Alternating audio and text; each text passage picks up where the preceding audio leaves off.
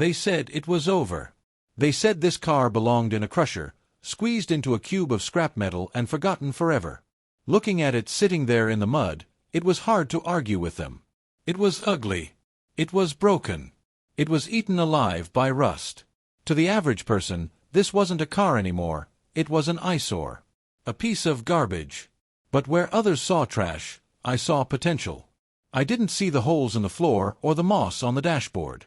I saw the lines of a classic. I saw a soul waiting to be woken up. Restoring a car isn't just about turning bolts or spraying paint. It is an act of resurrection. It is taking something that the world has discarded and proving that with enough patience and grit, you can turn the ugliest piece of junk into a masterpiece. Today, we are going on a journey to rebuild this disaster piece by piece. Let's get to work. The first step is always the most brutal. To build it up, we have to tear it down completely. This is a frame-off restoration. As I started pulling off the bumpers and trim, the reality set in. Every bolt fought me. Years of oxidation had seized the nuts.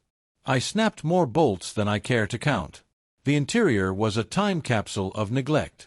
The seats were torn, the carpet was rotted through, and rats had been living in the glove box. Everything had to go. The dashboard, the wiring, the glass, the suspension. I stripped the car down to its absolute bare bones, the naked chassis. This is the point of no return.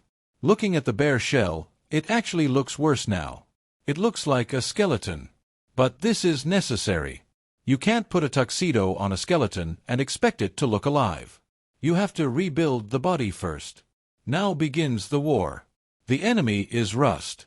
If you leave even a speck of it, it will come back bubbling up under your paint.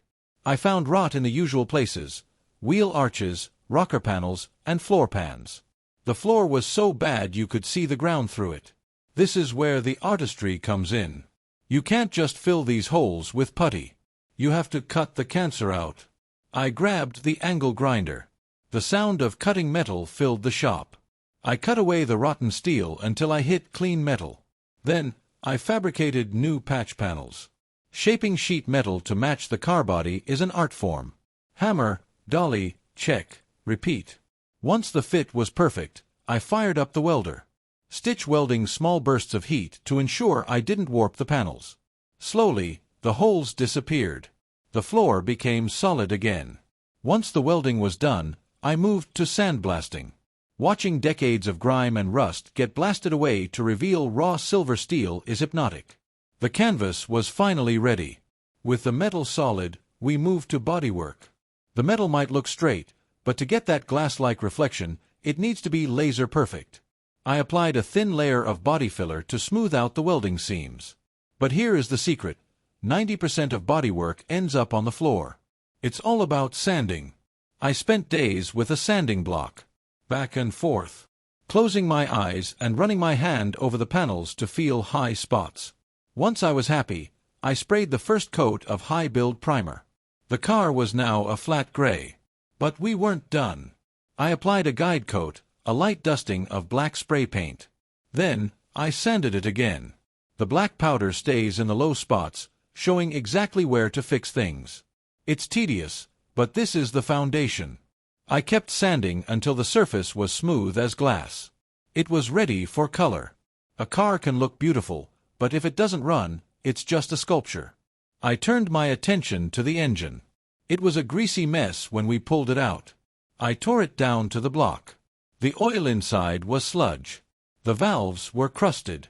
I sent the block to be machined and cleaned every component.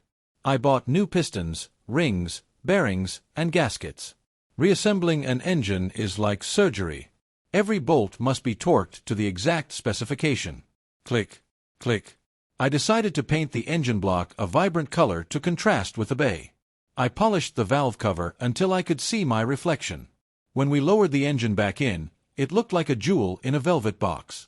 We added a new radiator, hoses, and custom exhaust. This thing isn't just going to run, it's going to sing. The moment of truth, the paint booth. I chose a deep, metallic color. Something that looks black in the shade but explodes with color in the sun. I mixed the clear coat and stepped in. The first pass is nerve-wracking. But as the color laid down, the car transformed. Then came the clear coat, giving it that wet look. As I sprayed, the reflection of the booth lights appeared on the curves. It was glossy. It was deep. It was perfect. After drying and a final buff, the assembly began. Installing new headlights. Snapping in restored chrome. Putting in new carpet and leather seats. The smell of old rot was replaced by fresh leather. It was becoming a car again. Remember where we started? A rusted pile of scrap in the mud. Look at it now. Every bolt has been turned. Every inch of rust cut out. It has a new heart and new skin. Restoring a car tests your patience and wallet. There were moments I wanted to quit. But seeing it now, glistening in the sun, listening to that engine roar, it was worth every second. We didn't just fix a car. We saved a piece of history. If you have a project car, don't let it rot. Pick up the wrench. Do the work. There is no feeling like driving a machine you built with your own hands. Thanks for watching. Don't forget to like and subscribe. Let's keep these classics alive.